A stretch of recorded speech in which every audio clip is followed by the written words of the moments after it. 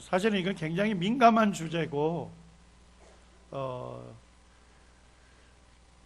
좀 어려운 주제라고 하면 할 수 있는 주제입니다. 자, 일단은 그 천지 만물을 성경에서는 하나님께서 며칠 만에 창조했대요? 6일 만에 창조했다는 겁니다. 자, 그런데 이 창조 6일에 대해서 다양한 견해가 있는 거예요. 어떤 사람은 여기서 하루는 오늘날 말하는 24시간의 하루다, 이렇게 받아들인 사람이 있고, 어떤 사람은 이 하루가 불확정한 어떤 굉장히 긴 기간일 것이다, 이렇게 얘기를 하는 사람들이 있습니다. 이게 카툰 이해가 되시나요? 어떤 사람이 택배를 보내려고 택배회사에 갔습니다. 그래서 택배를 며칠 만에 그 사람에게 전달될 수 있을까요? 이렇게 물었더니 3일입니다. 자, 그런데 만약에 이 3일이라고 하는 말이 24시간의 하루가 아니고 불특정한 긴 시간이라면 이것이 바르게 전달이 된다고 할 수 있을까요? 없을까요? 쉽지 않겠죠. 자, 뭔 얘기예요? 창세기 1장 2장에 나와 있는 창조 6일에 대해서 교회 내에서도 성경학자들이 무슨 생각을 하느냐, 그게 24시간의 하루냐 아니면 아주 긴 연대냐, 그건 중요한 게 아니다는 거예요. 그것은 중요한 것이 아니고 예수 그리스도를 믿고 구원받는 것이 중요하다, 이렇게 결론을 내리는 분들이 있습니다. 근데 이게 언뜻 보면 맞는 것처럼 보이지만 이 창조 6일에 대해서 성경대로 그대로 해석하고 받아들이지 않으면 사실은 복음 자체가 어떻게 됩니까? 복음, 에베소서 1장 13절에는 구원의 복음이 뭐라고 하죠? 진리의 말씀이라고 하는데, 이게 그와 같은 구원의 복음이 진리의 말씀이라는 거에 사실은 의심을 품을 수밖에 없게 되는 것입니다. 굉장히 중요한 주제라는 겁니다. 지금 우리가 태초에 하나님이 천지를 창조할 때 6일 동안 창조했던 내용들에 대해서는 잘 아시죠? 그리고 이 성경에서는 날에 대한 단어를 히브리어로 뭐라고 합니까? 욤이라고 합니다. 근데 구약 성경에 보니까 날이, 욤으로 기록된 날이 몇 번이 등장한대요? 2301번이 등장한답니다. 자, 그런데 이 구약 성경에 나와 있는 욤을 이제 날로 해석을 하는데, 성경을 문맥 속에서 읽어보게 되면 한 세 가지 개념이 있습니다. 첫째는 뭐냐면 창세기 1장에 쭉 나오는 것들은 뭐예요? 주야간을 포함하는 24시간의 하루를 얘기합니다. 문맥을 쭉 살펴보시면요. 자, 두 번째는 뭐냐면 밤과 구별이 되는 밝은 낮 시간을 의미할 때도 뭘 썼다는 거예요? 욤이라는 단어를 썼다는 거예요. 날이라고 하는 날. 이해가 되시죠? 자, 그 다음에 세 번째는 뭐냐면 여러 가지 확장된 의미로서 날을 쓰기도 했습니다. 예를 들면 뭐뭐 하는 날, 뭐뭐 할 때, 이런 의미에서도 욤을 썼습니다. 그러니까 자신의 생애를 뜻하거나 또는 통치기간을 뜻할 때도 욤을 썼다는 겁니다. 또는 보면 그 구원이나 전쟁, 심판의 시기를 얘기할 때도 히브리어로 뭘 썼다는 거예요? 욤을 썼다는 겁니다. 그 다음에 이제 그날에, 말일에, 여호와의 날에 등 종말 시기를 얘기할 때도 그 시기를 뭘로 표현했대요? 욤으로 표현했다는 겁니다. 자, 그러면 욤과 관련돼서 문맥적으로 읽어보게 되면 의미가 몇 가지가 있습니까? 세 가지가 있는 거예요. 자, 그러면 우리가 욤이라고 하는 날짜가 나오면 뭘 생각해야 할까요? 세 가지 중에 하나가 되겠죠. 맞습니까? 자, 근데 세 가지 중에 하나라는 걸 우리가 어떻게 결론 내릴 수 있을까요? 문맥 속에서 문자적으로 해석을 해야 하는 거예요.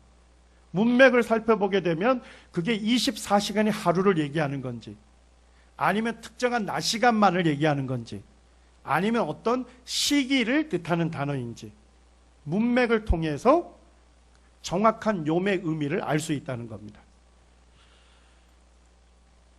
자, 그런데 한글은 너무나도 분명하게 나와 있죠. 우리 그 한글이 참 좋은 것 같아요. 자, 한글은 어떻습니까? 24시간을 뜻하는 단어가 분명하게 있죠. 하루, 그 다음에 날 이렇게 할 때 분명하게 있는데, 예를 들어서 하루보다 짧으면 뭐라고 표현하죠? 나절이나 오전, 오후 이렇게 구체적으로 표현이 가능해요. 우리나라 말에서는.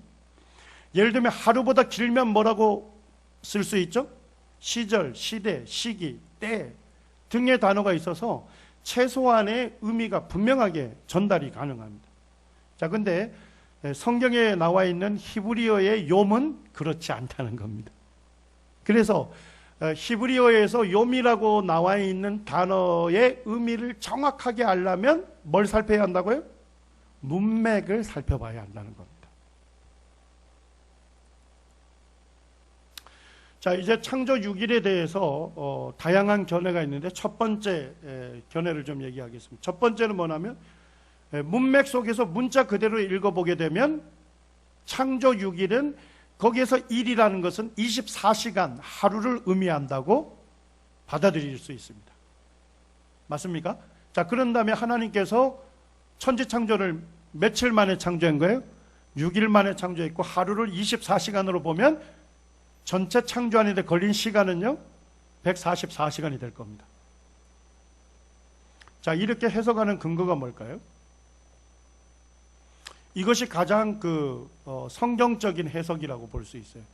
자, 근데 이것이 그냥 해석한 것이 아니고 뭐가 있다는 거예요? 근거가 있다는 겁니다. 첫째는 뭐냐면 우리가 창세기 1장을 보게 되면 첫째 날, 둘째 날, 셋째 날 이렇게 표현되어 있죠? 맞습니까? 자, 그러면 거기에 뭐예요? 욤과 관련돼서 뭐가 기록이 같이 붙어 있습니까? 서수가 있습니다. 그래서 성경에 보게 되면 욤과 관련돼서 서수가 붙은 경우, 예를 들면 첫째 날, 둘째 날 이렇게 할 때는 구약 성경에 나와 있는 모든 욤의 단어가 문맥적으로 읽어보면 뭘 얘기한다는 거예요? 24시간의 하루를 얘기한다는 겁니다. 자, 이해가 되셨나요? 네, 이게 중요한 개념입니다. 그 다음에 두 번째 보게 되면 창세기 1장에서 창조일을 얘기할 때마다 뭐가 반복이 되죠? 저녁이 되고 아침이 되니까 둘째 날이다 이런 얘기를 합니다. 자, 그러면 여기에서 뭐까지 다 들어간 거예요? 오전, 오후가 다 들어갔죠. 그러니까 24시간의 하루라고 하는 개념이 성립이 되는 거예요. 그 다음에 출애굽기 20장에 보게 되면 뭐가 기록이 되어 있습니까? 십계명이 기록이 되어 있습니다. 십계명. 자, 십계명이 기록되어 있는데 제4계명이 뭡니까? 안식일을 거룩하게 지키라 이렇게 되어 있습니다. 그러면서 하나님께서 그 근거를 뭐라고 얘기하시죠? 천지 만물을 며칠 동안 창조했대요? 여섯 동안에 창조했다고 하나님께서 분명하게 말씀하셨죠. 그리고 제7일에 뭐 했대요? 안식하셨다고 되어 있습니다. 그래서 십계명을 통해서 하나님께서 천지 만물을 여섯 동안에 창조하셨다고 분명하게 말씀한 거예요. 자, 제가 첫 번째로 얘기했던 것이 서수의 욤의 서수가 붙는 형태죠. 자, 그게 구약 성경에 몇 번 나온답니까? 410번이 나와요. 근데 그 문맥을 살펴보면 전부 다 뭘 얘기한다고요? 항상 24시간의 하루를 얘기합니다. 예를 들어서 요나가 물고기 뱃속에 며칠 있었다 기록되어 있죠? 밤낮 3일이라고 되어 있습니다. 자, 근데 만약에 이것이 24시간의 하루가 아니고 불특정한 긴 시간이라면 어떻게 됐을까요? 요나는 이 물고기 뱃속에서 완전히 오랜 시간을 보냈을 겁니다. 이해가 되시나요? 그러니까 문맥적으로 보면 이건 뭘 얘기하는 거예요? 이 하루는 24시간의 하루다는 걸 우리가 그냥 이해할 수 있는 거죠. 자, 예를 들면 하나님께서 여리고성을 멸망시키는데 며칠 동안 도르라 했죠? 자, 여기 보니까 일곱째 날 이런 말이 나와요. 자, 근데 소수가 붙은 욤이죠. 그런데 만약에 이게 불특정한 긴 시간이라면 어떻게 됐을까요? 예, 여리고성이 무너지기 전에 대부분 사람들이 새로운 시대로 들어갔을 겁니다. 자, 그냥 문맥 속으로 보게 되면 요매 서수가 붙으면 뭐라는 것을 자연스럽게 해석할 수 있죠? 아, 24시간의 하루구나 하는 것을 그냥 그대로 받아들일 수 있다는 겁니다. 자, 그 다음에 두 번째는 뭡니까? 저녁이 되고 아침이 되니 뭐 둘째 날이다 이렇게 기록되어 있죠. 자, 그렇게 해서 38회가 기록이 되어 있습니다. 그런데 이 38회 전체도 뭘 얘기하는 거라고요? 예, 항상 24시간의 하루를 얘기하고 있다는 겁니다. 예, 그 다음에 이제 제가 반복해서 말씀드리는 겁니다만, 십계명에서 하나님께서 뭘 명령했어요? 6일 동안 뭘 하래요? 열심히 노동을 하래요. 그리고 일곱째 날은 뭘 하랍니까? 노동을 쉬고 안식일을 지키라고 했습니다. 맞습니까? 자, 그러면 여기에서 여섯 동안은 오늘날 24시간의 하루에서 6일로 받아들이는데 어려움이 있어요, 없어요? 자연스러운 거잖아요. 6일 동안 노동하고 하루는 안식일을 지키는 겁니다. 그렇기 때문에 이 십계명을 읽고서 아, 이거는 여기서 하루는 불특정한 긴 시간이다 이렇게 해석할 수 있는 사람이 있어요, 없어요? 불가능한 겁니다. 문맥적으로 보게 되면 24시간이 하루다 하는 것을 알 수가 있습니다. 네. 자, 이렇게 창조 6일을 거기서 나를 24시간의 하루로 받아들이는 것이 문맥 속에서 문자적으로 해석할 때 자연스러운 거라는 겁니다. 가장 자연스러운 해석입니다. 그 다음에 놀라운 것은 뭐냐면 18세기에 지지락 동일가정설하고 진화론이 등장했거든요. 자, 그러면서 지구의 나이를 얼마큼 해석하게 됐죠? 오랜 시간을 얘기했죠. 맞습니까? 그런데 이와 같은 그 동일가정설이나 진화론이 등장하기 전에는 성경의 학자들이 창조 6일을 어떻게 받아들였다고요? 그냥 자연스럽게 24시간의 하루로 받아들였다는 겁니다. 언제부터 문제 생기기 시작했어요?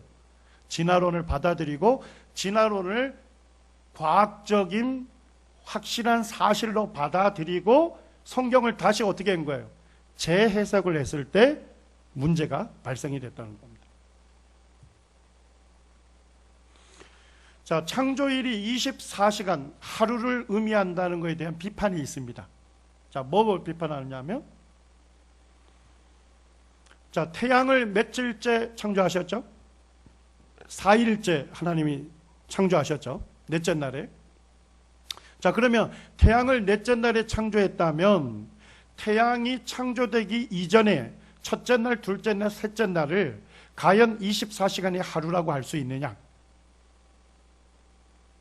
이런 비판이 있습니다. 자, 그런데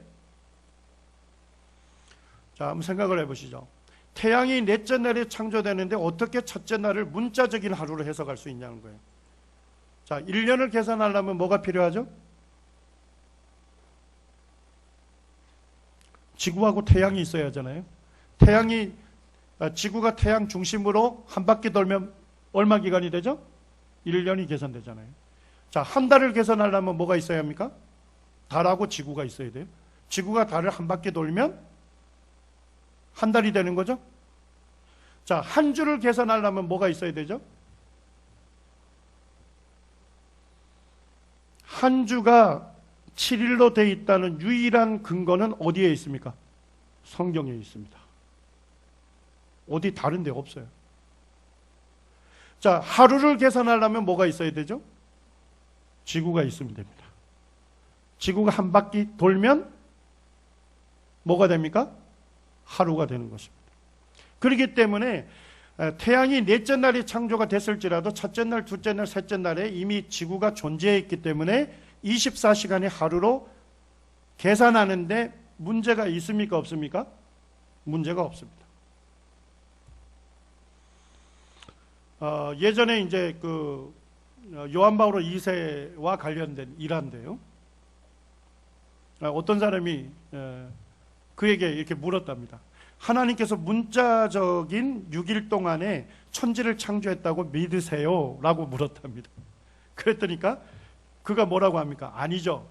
하나님은 마법의 지팡이를 사용하는 뭐가 아니대요? 마술사가 아닙니다. 자, 그러니까 그 사람이 한 번 더 말씀을 드렸대요. 자, 그러면 하나님께서 자기 아들을 처녀에게서 태어나게 하셨고 십자가에서 죽은 아들을 부활시킨 하나님을 믿으십니까? 뭔 얘기인지 이해됐습니까? 창조 6일에 대해서 거기에서 하루 일을 얘기하는 것을 24시간으로 믿지 않는 사람들 중에 이런 비판하는 사람이 있습니다. 아니, 아무리 하나님일지라도 어떻게 천지 만물을 6일 만에 창조할 수 있느냐? 뭔지 이해됐습니까? 자, 하나님은 어떠한 분이십니까? 저가 맨 처음에 이해가 되지 않았던 게 있었어요. 왜 하나님은 6일에 걸쳐서 창조했을까? 하나님은 그냥 말씀하시면 즉시로 천지 만물을 창조할 수 있는 분인데, 전능하신 분이신데 왜 6일에 걸쳐서 창조했을까? 제가 그 생각을 했어요. 누굴 위해서 그렇게 한 거예요? 우리를 위해서 그렇게 한 거예요. 6일 동안 열심히 노동하고 7일째에 뭐 하라고요? 노동을 쉬고 자기를 창조하신 하나님을 기억하라는 겁니다. 하나님 주신, 우리에게 주신 룰이에요. 하나님은 즉시로 천지 만물을 창조할 수 있는 전능한 분이십니다. 그런데 6일에 걸쳐서 창조하신 이유는 바로 우리를 위해서 그렇게 창조하신 거죠. 자, 이제 18세기 이후에 진화론을 받아들인 이후에 나와 있는 견해들을 좀 소개하겠습니다. 간격설이라는 게 있습니다. 간격설 또는 회복설이라고도 합니다. 간격 이론이라고도 하고요, 갭 이론이라고도 하는데 다 똑같은 말이에요. 자, 창세기를 한번 펼쳐보시죠. 창세기 1장에 보시면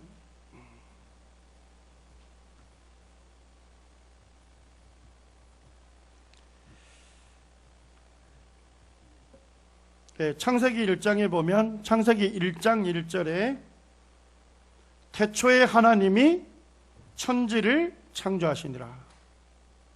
그 다음에 2절에 보니까 뭐가 나옵니까? 땅이 혼돈하고 공허하며 흑암이 깊음 위에 있고 하나님의 영은 수면 위에 운행하시니라, 이렇게 되어 있습니다. 간격설을 주장하는 사람들은 이렇게 합니다. 창세기 1장 1절에 하나님이 뭘 다 하셨다는 거예요? 천지 만물을 다 창조하셨다는 거예요. 최초에 창조를 했다는 겁니다. 그런데 하나님을 반역했던 루시퍼 있잖아요. 타락한 천사장. 루시퍼를 심판하시기 위해서 하나님께서 심판을 하셨다는 겁니다. 그 루시퍼의 대홍수 심판이라고 얘기를 하고 있습니다. 그래서 창세기 1장 1절에 완전한 세계를 창조하셨지만 사단과 추종 세력의 타락으로 인해서 최초의 창조 세계를 뭘로 심판하셨다는 거예요? 물로 심판하셨다고 보는 것입니다. 자, 그 근거를 2절에 보는 거예요. 2절에 뭐라고 되어 있어요? 땅이 혼돈하고 공허하며 흑암이 깊음 위에 있고 하나님의 영은 수면 위에 운행하십니다. 자, 이것이 뭐의 결과란 겁니까? 루시퍼의 대홍수 심판의 결과다. 이렇게 이분들은 해석을 하고 있는 것입니다. 그리고서 이제 창세기 1장 3절에 뭐가 나오죠? 하나님이 이르시되 빛이 있으라 하시니 빛이 있었고 빛이 하나님 보시기에 좋았더라. 하나님이 빛과 어둠을 나누시고, 그 다음에 5절에 보니까 뭐라고 됩니까? 저녁이 되고 아침이 되니 이는 첫째 날이다. 자, 창세기 1장 3절로부터 뭐가 이루어졌다는 거예요? 재창조가 일어났다는 것입니다. 자, 간격설 이해가 되십니까? 이 갭이론은요, 잘 이해하실 필요가 있어요. 갭이론은 뭐냐면 1장 1절에 최초의 창조가, 완전한 창조가 일어났는데 사단과 그를 추종하는 세력들의 타락으로 인해서 대홍수 심판이 1차적으로 있었다는 거예요. 그런 다음에 1장 3절부터 재창조가 일어났다는 겁니다. 자, 왜 간격 이론이 아이디어가 생겼을까요? 진화론을 수용하기 위한 거예요. 성경의 연대를 아무리 봐도 1만 년 이내의 연대이기 때문에 진화론이나 동일가정설에서 지구의 나이를 45억 년 정도 엄청난 긴 기간을 얘기하니까 그거와 타협하기 위해서 뭐가 있었다는 거예요? 최초의 창조와 재창조 사이에 있는 간격, 그 간격이 뭐란 거예요? 엄청난 시간이다. 이해가 되셨나요? 그리고 이제 재창조에서 첫째 날, 둘째 날은 말 그대로 24시간이 하루다. 이렇게 얘기를 한 겁니다. 이게 간격 이론인데 문제는 뭐냐면 이게 스코필드라고 하는 세대주의 학자가 이걸 받아들였어요. 그리고 스코필드의 주석이 굉장히 유명한 주석인데 이게 이제 복음적인 교회에 소개가 되면서 우리 모임도 많은 분들이 뭘 받아들였어요? 갭 이론을 받아들였어요. 간격 이론을 받아들였어요. 그런데 정확하게 아셔야 할 것은 뭐냐면 간격 이론은 뭐의 결과죠? 진화론을 과학적 정설로 받아들였을 때 성경의 내용을 재해석한 것입니다. 자, 근데 간격 이론이 제일 위험한 건 뭘까요? 자, 그러면 간격 이론을 받아들이는 사람들은 오늘날 엄청난 태적 지천과 하석을 뭐의 결과로 설명할까요? 루시퍼의 대홍수 심판의 결과로 얘기하는 겁니다. 자, 그럼 이걸 받아들이게 되면 뭐가 약화되죠? 노아 시대 때의 전지구적인 대홍수 심판. 그 대홍수 심판이 전지구적인 것이 아니고 메소포타미아 지역에서 지역적인 홍수다. 이렇게 성경을 성경대로 설명하는 것이 아니라 그 성경의 진리를 약화시키는 그것으로 간격 이론이 받아들여지고 있는 것입니다. 지금 이제 제가 그 말씀을 드렸고요. 간격 이론을 받아들이게 되면 장점이 있어요. 외형상 강점입니다. 자, 어떤 강점이 있어요? 자, 욤을 첫째 날, 둘째 날 욤을 그대로 뭐로 해석하면 되죠? 문맥 속에서 문자적으로 24시간의 하루로 받아들이는데 문제 없죠? 맞습니까? 문제가 없어요. 자, 그런데 간격 이론을 받아들이면 장점이 뭐예요? 과학과 뭐 할 수 있다? 타협할 수 있다는 겁니다. 사실 엄밀한 의미로 얘기하면 과학이 아니고 뭘 얘기합니까? 과학이라고 말하는 진화론과 타협하기가 좋죠. 그리고 성경을 하나님 말씀이라고 쉽게 변증할 수 있어요. 쉽게. 과학적으로 볼 때도 성경은 문제 없다. 이렇게 얘기할 수 있어요. 근데 조금만 자세하게 내다보게 되면 성경을 더 이해하기 어렵게 만듭니다. 자, 뭐가 문제일까요? 먼저 이제 성경학자들이 대부분이 동의하는 것들이 있습니다. 창세기 1장 2절에 보게 되면 우리 이제 개역 성경에서 보게 되면 땅이 혼돈하다고 되어 있죠. 공허하며 흑암이 깊음 위에 있다 이렇게 되어 있습니다. 자, 그런데 영어 성경을 보거나 히브리어의 그 원어적인 표현으로 쭉 보게 되면 혼돈하다는 말이 무슨 뜻이에요? 영어를 보니까 formless입니다. 아직 형태를 뭐하지 않았다고요? 갖추지 않았다는 거예요. 이해가 되셨어요? 자, 그 다음에 공허하다는 것은 뭐냐면 파괴된 결과가 아니고 아직 공간이 뭐 했다는 거예요? 비워져 있었다고요. 그 이후에 이제 채우잖아요. 맞습니까? 그렇기 때문에 이 간격 이론의 주장과 달리 사전적인 정의나 문맥적인 사용에서 볼더라도 이것이 어떤 심판의 결과가 아니고 아직 형체가 잡히지 않고 채워지지 않는 피조 세계의 물리적 상태를 그대로 표현한 것이라는 겁니다. 여기에 대부분이 동의를 합니다. 자, 그 다음에 이제 두 번째로 생각해 보시죠. 자, 간격 이론이 사실이라면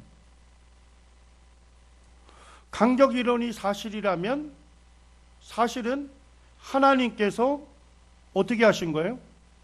동물의 출현이나 파멸이 진화론자들은 어떻게 됐대요?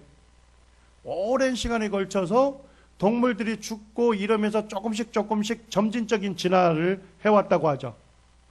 맞습니까? 자, 근데 강적 이론은 어떻게 주장하는 거예요? 동물 이런 것들이 출현하기 전에 뭐가 있었다는 거예요? 루시퍼의 대홍수 심판이 있었다는 겁니다. 그러니까 진화론자들하고 타협을 시도한 것인데도 불구하고 타협이 될 수 있다는 거예요? 없다는 거예요? 없다는 겁니다. 그 다음에 이제 제가 가장 우려하고 있는, 아까 말씀드렸습니다. 강적 이론을 받아들이게 되면 결국 뭡니까? 노아 시대 때 있었던 전지구적인 대홍수 심판에 대해서 심판을 약하게 설명을 하게 되는 겁니다. 그 다음에 강적 이론의 가장 큰 문제는 뭘까요? 창세기 1장 이해에 지지해주고 있는 다른 성경 구절이 있을까요? 없을까요? 없습니다. 이게 가장 큰 문제입니다.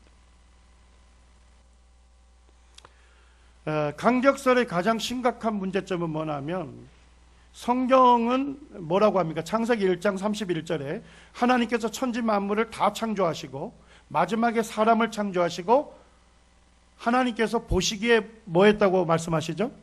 심히 좋았더라고 말씀하고 있습니다. 자, 그런데 하나님 강적 이론대로 얘기하면 재창조가 어디 위에 세워진 거예요? 루시퍼의 타락으로 인한 대홍수 심판 이후에 그 위에 뭐가 세워진 거예요? 재창조가 이루어진 겁니다. 이해가 되셨어요? 자, 그렇게 보게 되면 하나님의 성품과 조화할 수 있어요? 없어요? 없다는 것입니다. 어렵다는 것입니다. 그 다음에 이제 창세기 3장에서 분명하게 짚고 넘어가는 게 뭐죠? 자, 땅이 저주받은 이유가 뭐 때문이라고 밝히죠? 아담의 범죄 때문에 그렇다는 것입니다. 아담의 범죄 때문에 땅이 저주를 받고 사람이 어떻게 된 거예요? 흙으로 돌아가게 된 거예요. 죽음이 오게 된 겁니다. 이해가 됐습니까? 그런데 아담의 범죄 이전에 강적 이론이 사실이라면 이미 땅은 뭐인 거죠? 심판을 받은 거예요. 창세기 1장 1절에 천지 만물이 완전히 완벽하게 창조됐다며요. 그 다음에 루시퍼의 타락으로 인해서 대홍수 심판이 있었다면서요? 맞습니까? 이미 땅은 저주를 받은 거예요. 그렇다면 창세기 3장 17절과 19절 말씀과 조화를 이룰 수 있어요? 없어요? 없습니다. 많은 문제가 생깁니다. 그리고 로마서 5장 12절에서도 뭐라고 얘기합니까? 한 사람으로 말미암아 죄가 세상에 들어오고 죄로 말미암아 사망이 왔다 이렇게 되어 있습니다. 여기서 한 사람은 구체적으로 누구 얘기합니까? 아담을 얘기하는 거예요. 아담의 범죄로 인해서 세상에 뭐가 들어온 거예요? 죄가 들어온 거예요. 자, 근데 강적 이론으로는 설명할 수가 없는 것입니다. 그 다음에 로마서 8장 19절과 23절에도 아담의 범죄로 인해서 피조세계가 어떻게 됐대요? 피조물이 인간과 함께 뭐하고요? 탄식하며 함께 뭐하고 있다고요? 고통하고 있다. 로마서 8장에서도 분명하게 말씀하고 있는 건 뭐냐면 이 피조세계가 서로 죽이고 죽는 이와 같은 엄청난 피조세계의 고통과 탄식이 누구 때문에 왔다고 얘기합니까? 아담의 범죄 때문에 왔다고 얘기를 하고 있습니다.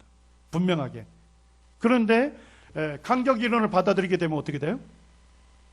이미 그 전에 이와 같은 일이 있었다는 것입니다. 그렇기 때문에 성경과 강적 이론은 조화 이루기가 굉장히 어렵습니다.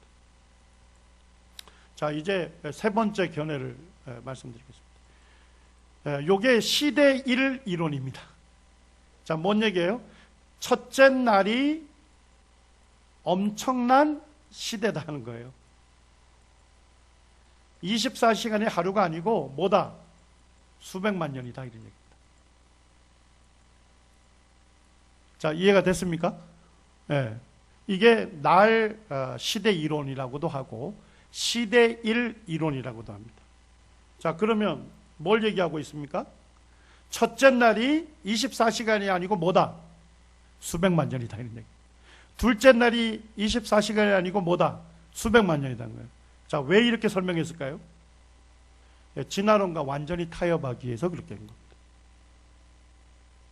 자, 이렇게 하게 되면 24시간의 하루가 아니고 창조의 하루가 긴 기간이다, 수백만 년이라고 하면, 자, 외형적으로는 뭐하고 타협이 되죠? 성경과 진화론에 문제가 없습니다. 타협이 이루어졌어요.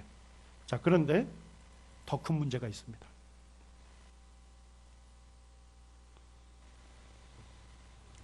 자, 여기에서 주장은 뭐냐면 이런 얘기입니다. 욤이라는 단어 자체가 24시간의 하루만을 얘기하는 게 아니고 뭘 설명하기도 한다고요?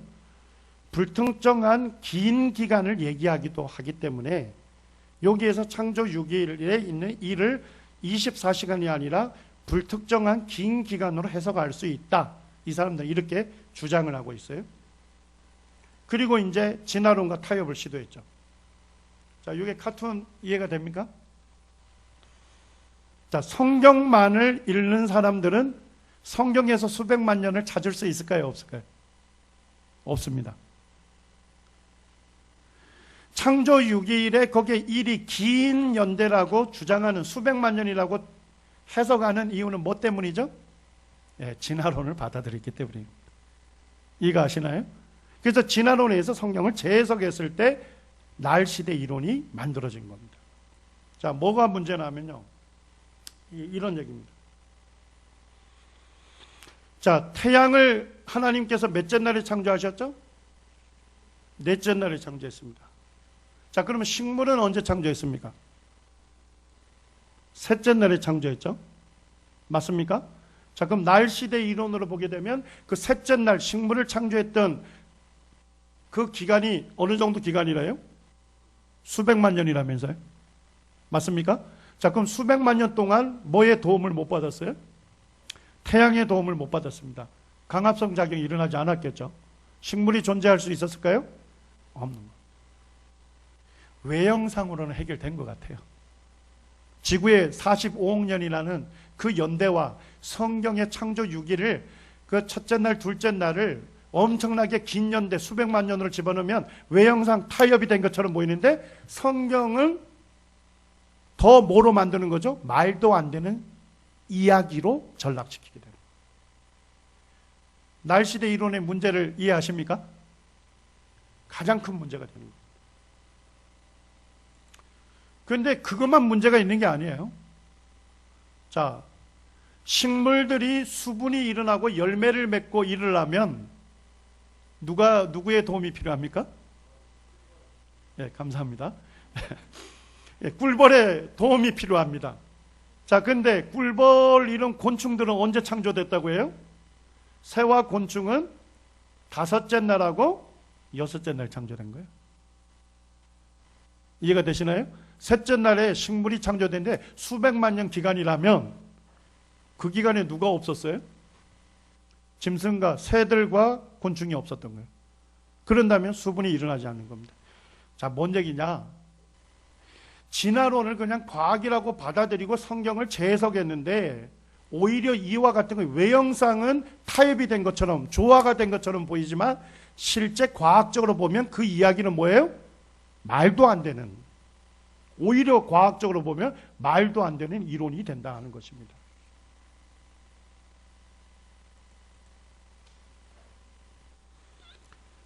이 날시대 이론은 아주 위험한 이론이죠.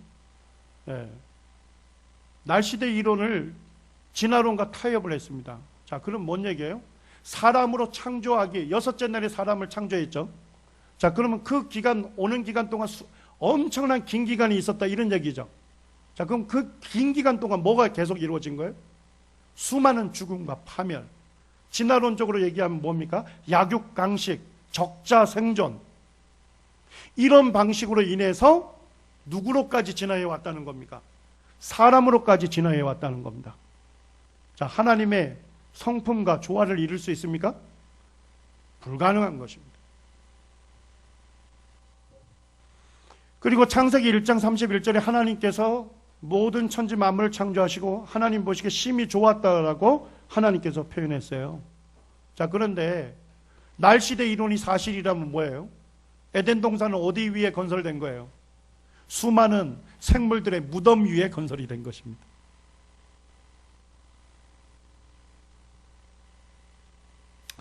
자, 지금 이제 제가 그 창조 6일을 어떻게 해석하고 받아들일 거냐 이런 거. 가장 정확한 해석은 문맥 속에서 문자적으로 받아들이면 되는 거죠. 그렇게 볼 때 결국은 창조 6일은 뭘 얘기하는 것이다. 거기에서 날은요 24시간의 하루다 하는 것을 분명하게 우리가 알 수 있다는 것입니다. 다른 타협 이론들은 전부 다 뭐에 의해서 이렇게 해석이 하게 된 거예요? 진화론을 받아들인 결과물이다 하는 것을 보여주고 있는 것입니다.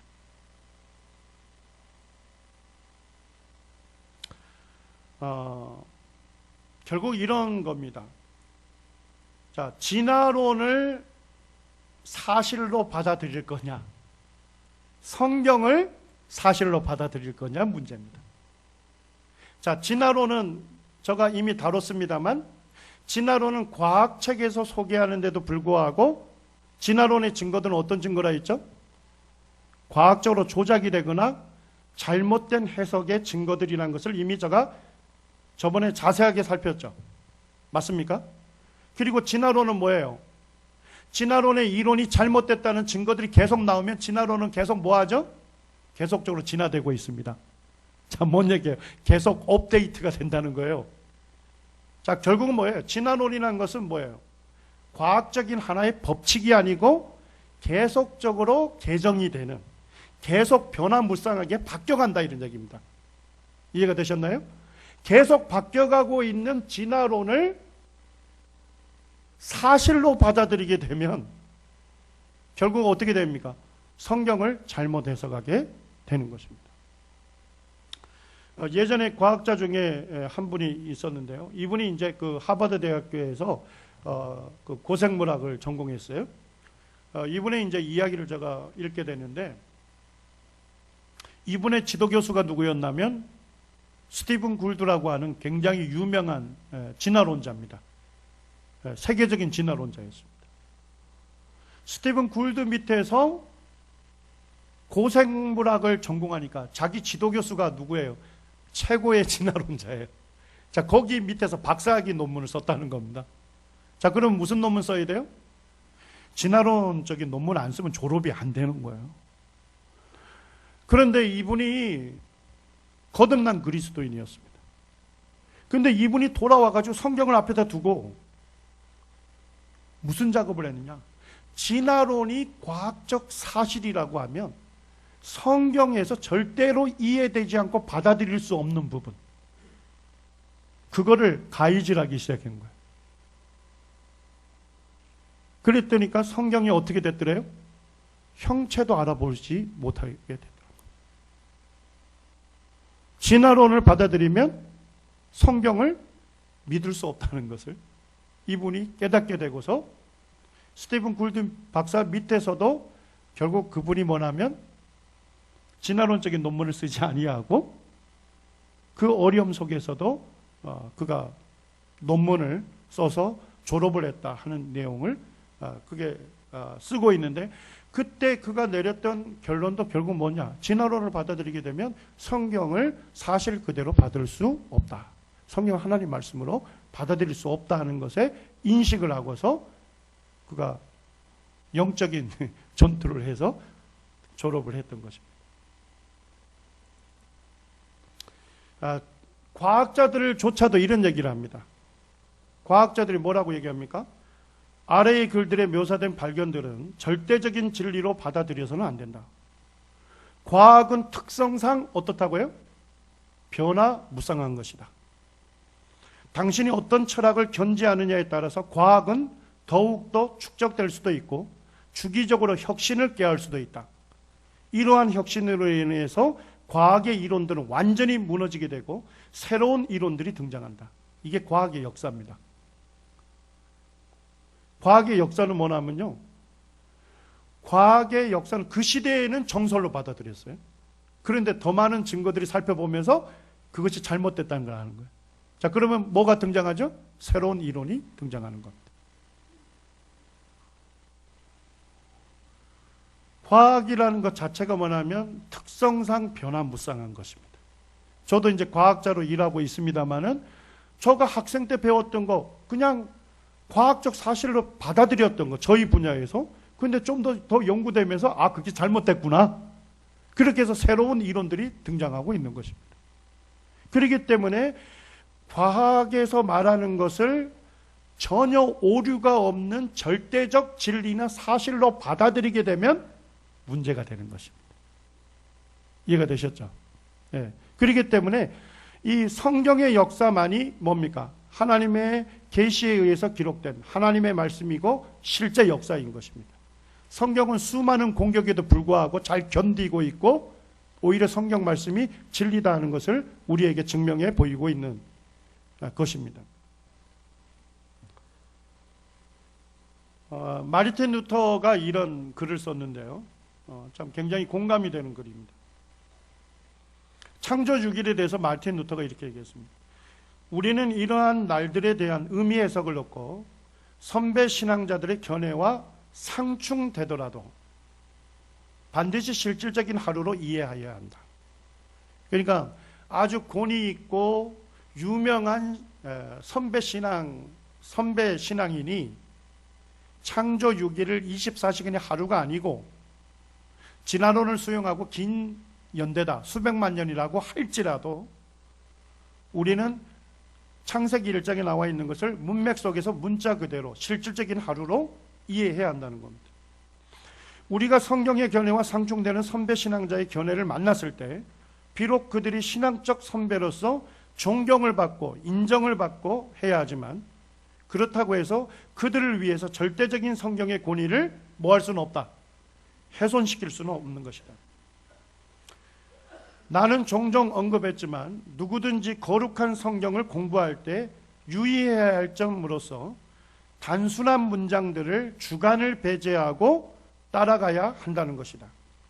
그리고 신앙적인 측면에서 좀 다르게 이해해야 할 부분을 제외하고는 문장들이 주는 의미에서 절대로 벗어나서는 아니 될 것이다. 우리는 이 점에 특히 유의해야 한다. 하나님의 말씀은 어떤 연설보다도 명백하고 듣고 이해하기가 쉽다는 것이다. 자, 마르틴 루터가 얘기했던 주장은 뭡니까? 성경은요, 문맥 속에서 문자적으로 자연스럽게 해석해야 한다는 것입니다. 그러지 아니하고 진화론과 같은 것을 받아들인 다음에 그거와 타협을 하기 위해서 성경을 재해석하게 되면 어떤 문제가 발생이 되는지 제가 좀 소개를 해드렸죠. 오히려 더 성경을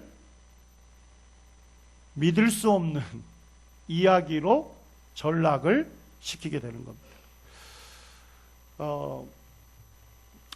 그 영국의 그 성경학자분이 영국이 어땠습니까? 아주 짧은 시간 내에 급격하게 교회가 쇠퇴했습니다. 그 쇠퇴했던 원인을 두 가지로 꼽고 있습니다. 첫째는 뭘까요? 영국에서 뭐가 만들어졌습니까? 찰스 다윈의 진화론이 영국에서 만들어졌죠? 그런데 문제는 뭐였습니까?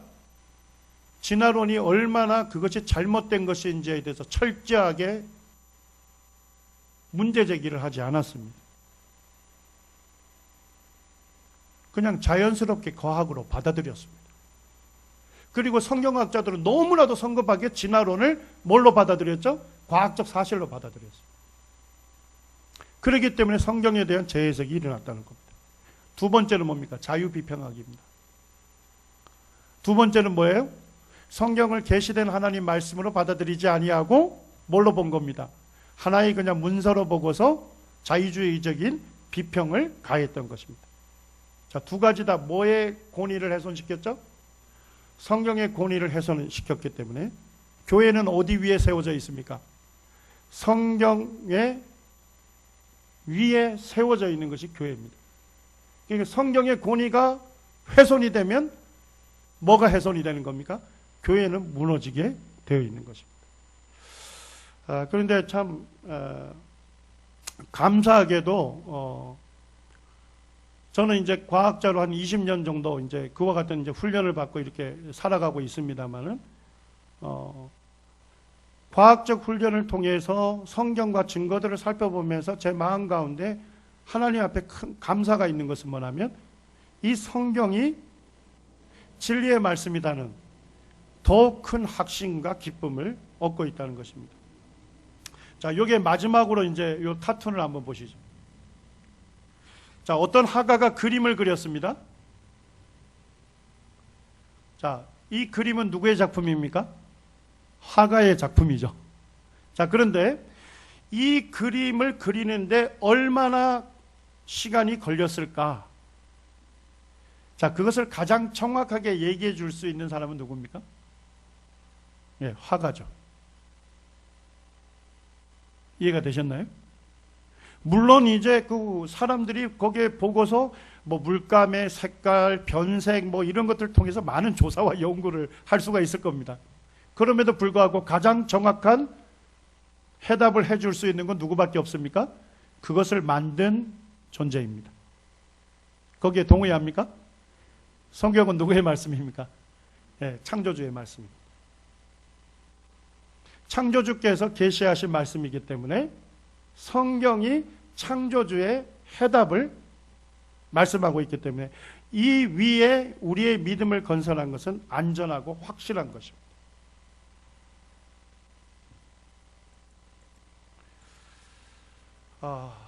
제가 이제 긴 시간을 통해서 내용들을 다 이렇게 정리가 한 것 같습니다. 이번 그 창조과학 세미나를 좀 이곳에서 이제 허락해 주셔서 그 세 번의 기회를 통해서 창조과학에 사실은 이제 굉장히 좀 복잡한 문제도 있고 쟁점 사항도 있습니다만은 이 시간에 이제 그것들을 다 다루게 되면 여기 남아 있을 분들이 한 분도 안 계시기 때문에 사실은 최대한 간략화 시켜서 전달을 해드린 것입니다. 그래서 그 이외에도 이제 많은 것들이 여기에서 이 창조과학이라는 그 분야에서 다루고 있습니다. 그런데 창조과학이라는 것은 뭐냐면요, 과학을 통해서 성경을 증거하는 건 아닙니다. 창조과학자들은 과학을 통해서 성경을 증거하는 게 아니라 뭐에 확신을 두고서요? 성경의 확신을 두고서 과학적인 자료와 증거들을 다루는 것입니다. 그렇기 때문에 과학에 의해서 성경을 증거하는 것이 아니라 성경을 통해서 과학의 증거들을 살피고 성경 말씀이 더 타당하고 합리적이고 바르다 하는 결론을 전달하는 겁니다. 그렇기 때문에 우리의 확신이 성경 위에 있으면 가장 안전하고 확실한 것입니다. 제가 이 정도 그 세미나를 진행하도록 하겠습니다.